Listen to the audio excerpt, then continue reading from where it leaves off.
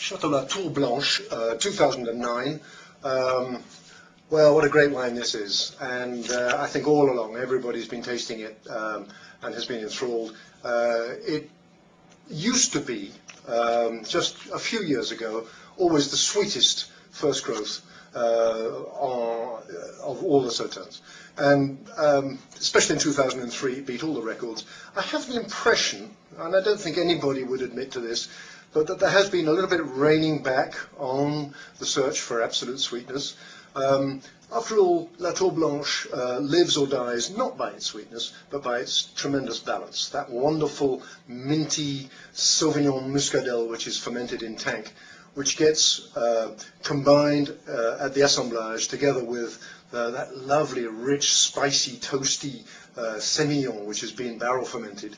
And this is what makes, together with a certain mintiness that comes out of the soil, because before they had those stainless steel tanks for the Sauvignon, the wines tasted that way.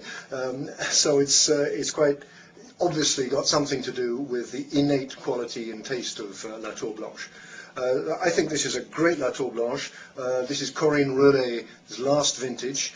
She has now gone on to a higher job in the school system. As you know, probably La Tour Blanche was left as a heritage in the 20s by the owner, Osiris, to the French state on the condition that it was made a viticultural school, a state viticultural school, enological school, and that it is today. So Corinne was kind of not only head winemaker, she was also head mistress, and now she's moved on, and Alex Barrault, who has taken her place, extremely competent, has kept on the same winemaking team, and we look forward to some great La Tour Blanches. In terms of price, at 469, it was maybe a little bit higher than what we were expecting, but you have to remember they didn't make any 2008, they got frosted out.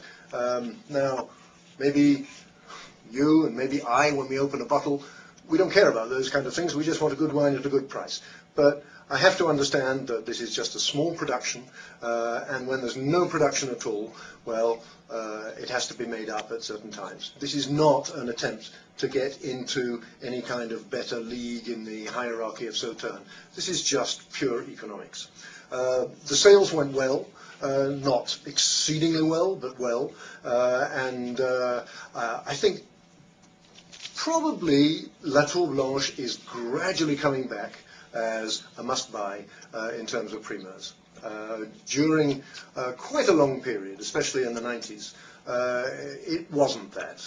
You could always find La Tour Blanche not at much higher prices in bottle. This is no longer the case. The market is pretty much devoid of La Tour Blanche now. So I think there's inherent appreciation, even though this is quite a higher price than what we were expecting.